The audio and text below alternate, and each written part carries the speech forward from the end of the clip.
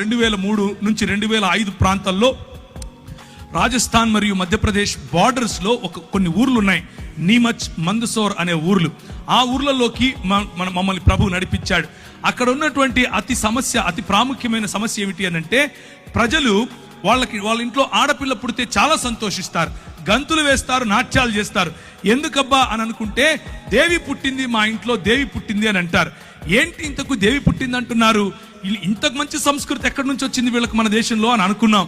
కానీ నిజమేంట్రా అని చూస్తే, ఆ అమ్మాయి 12 ఏళ్ళు వచ్చిన తరువాత, మొట్టమొదటిసారి పుష్పవతి అయిన తరువాత, వాళ్ళ సొంత నాన్న, వాళ్ళ సొంత అన్న పోయి వీళ్ళ మధ్యలో పింపులుగా పనిచేసి, అంటే బడవలుగా పనిచేసి ప్రజలను, కస్టమర్లను పట్టుకొస్తారు ఈ అమ్మాయికి.